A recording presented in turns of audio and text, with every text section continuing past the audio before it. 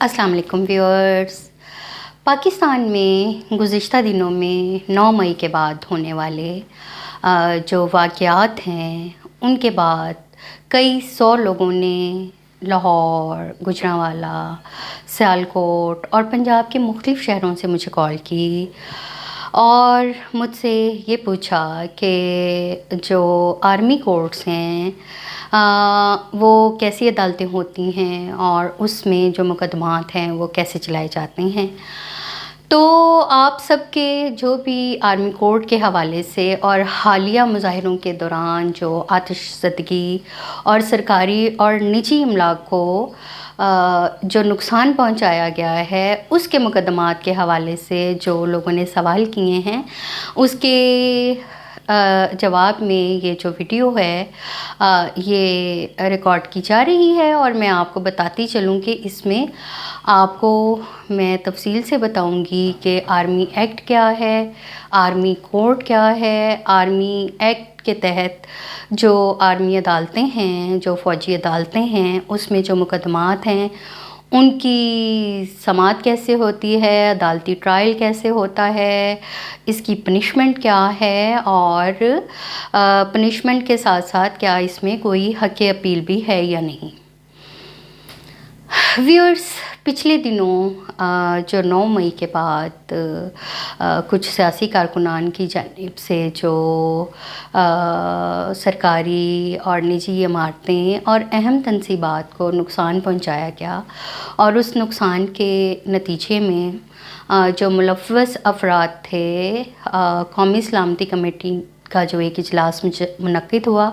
उसके नतीजे में ये फ़ैसला किया गया कि ऐसे तमाम अफराद जो कि जो हालिया मुज़ाहिरों के दौरान आतिशज़दगी, सरकारी, निजी और अहम तनसीबात को जिन्होंने निशाना बनाया है उनके जो फ़ैसलों की समाअत है वो फ़ौजी अदालतों में होगी। अब देखना ये है, जैसे ही ये ऐलान हुआ आप तमाम की जानिब से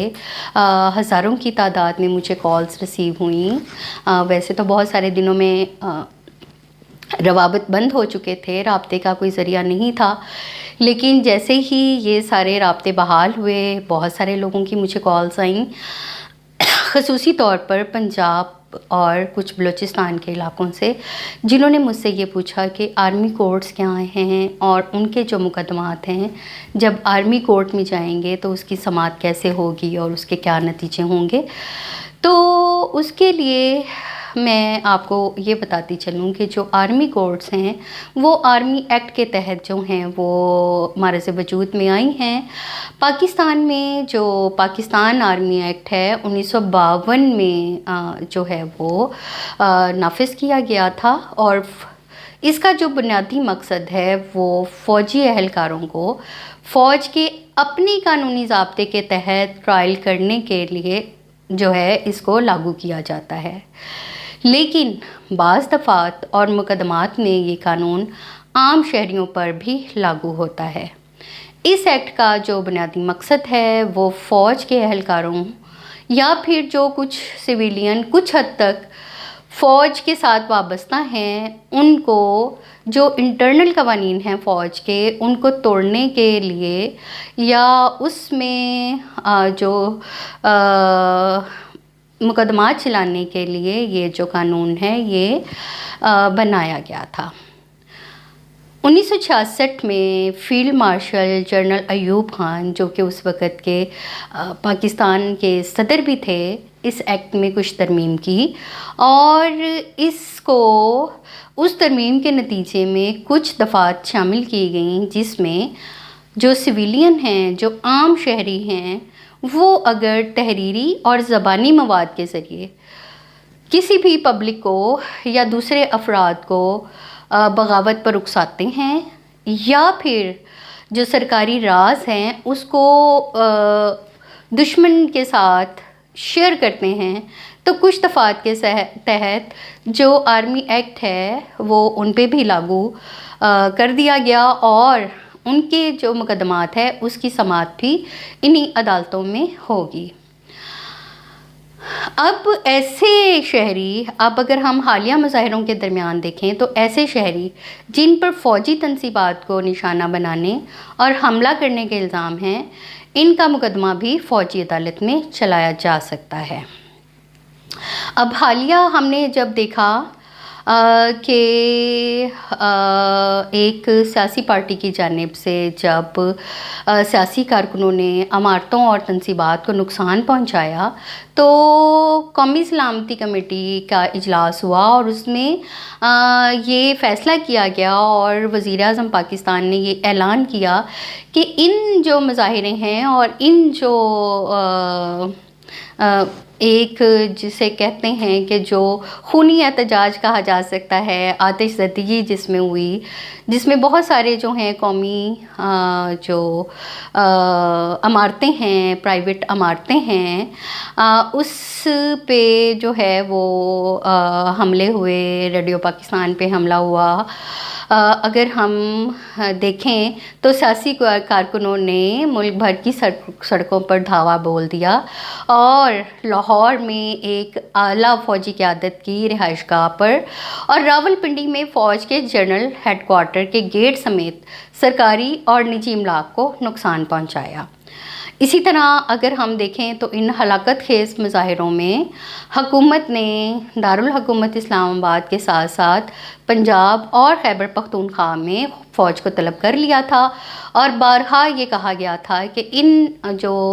خونی احتجاج یا آتش زدگی اور ایک وائلنٹ جو پروٹیسٹ ہے اس میں جو بھی افراد شامل ہوں گے ان کے خلاف سخت کارروائی ہوگی۔ اور پھر جیسے میں آپ کو بتا رہی ہوں کہ قومی سلامتی کمیٹی کے اجلاس میں یہ فیصلہ کیا گیا کہ ان تمام افراد کے خلاف جو کارروائی ہے وہ فوجی عدالتوں میں ہوگی۔ اب جو فوجی عدالتیں ہیں وہ پاکستان آرمی ایکٹ 1952 کے تحت معرض وجود میں آئی ہیں۔ یہاں پہ میں آپ کو یہ بتاتی چلوں کہ فوجی عدالت میں ٹرائل ہوتا کیسے ہے۔ ایکٹ کے تحت مقدمات کی سماعت کرنے والی عدالت جو ہے اسے عدالت نہیں بلکہ دی فیلڈ جرنل کورٹ مارشل کہا جاتا ہے، اور یہ جو فوجی عدالت ہے یہ فوج کے قانونی ڈائریکٹوریٹ کی نگرانی میں کام کرتی ہے، جس کو جج ایڈوکیٹ جنرل برانچ بھی کہا جاتا ہے۔ اس عدالت کے جج کو جج نہیں بلکہ پریزیڈنٹ کہا جاتا ہے، جو کہ حاضر سروس کوئی اعلیٰ فوجی آفیسر ہوتے ہیں، اور وکیل استغاثہ بھی حاضر سروس جو ہیں وہ فوجی آفیسر ہوتے ہیں۔ عدالت میں مقدمے کی پیروی کرنے کے لیے وکیل مقرر کرنے کی اجازت ہوتی ہے، اور جرم ثابت ہونے پر جو مجرم ہے اس کو حق اپیل دیا جاتا ہے۔ جو بھی کنوکشن ہے، جو بھی کانوکٹ ہے، اس کے 40 ڈیز کے اندر اندر یعنی 40 دن کے اندر اندر جو اپیل ہے وہ آرمی کورٹ آف اپیل میں کی جا سکتی ہے۔ ہاں، اگر اس کے بعد ایک کنوکٹ ہے وہ یہ سوچ رہا ہے یا وہ کہتا ہے، اسے اطمینان نہیں ہے اگر ایسی جو ٹرائل ہوا ہے، تو وہ اعلیٰ عدالتوں سے بھی رجوع کر سکتا ہے۔ یہاں پہ اب میں آپ کو بتاتی چلوں کہ وہ سزائیں کیا ہیں جو کہ فوجی عدالتوں میں دی جاتی ہیں یا دی جا سکتی ہیں۔ فوجی عدالت میں جرم ثابت ہونے پر جو مجرم ہے اسے جرم کی نوعیت اور شدت کو مد نظر رکھتے ہوئے 2 سال قید سے لے کر عمر قید کی سزا اور یہاں تک کہ سزائے موت بھی ہو سکتی ہے۔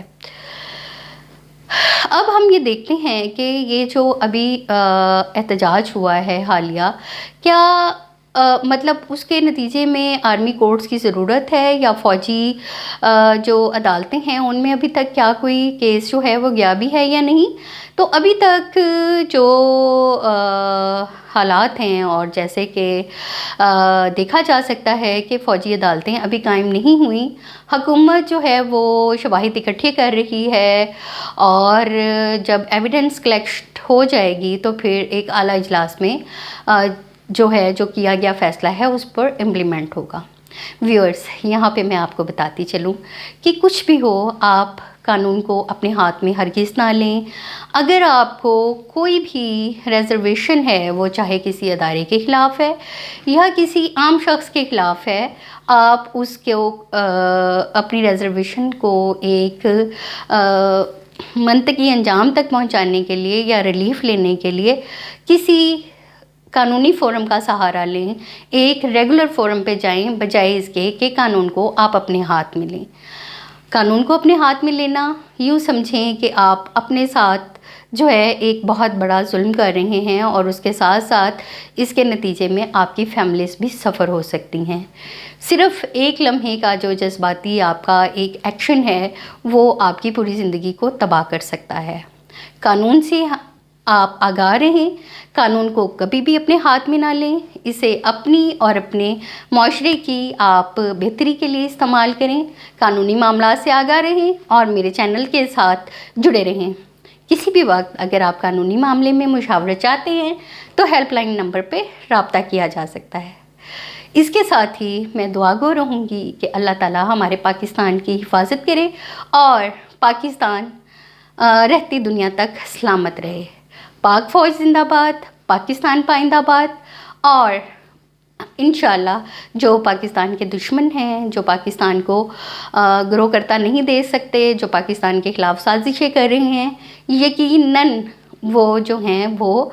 ज़रूर एक अपने मंतकी अंजाम को ज़रूर पहुंचेंगे।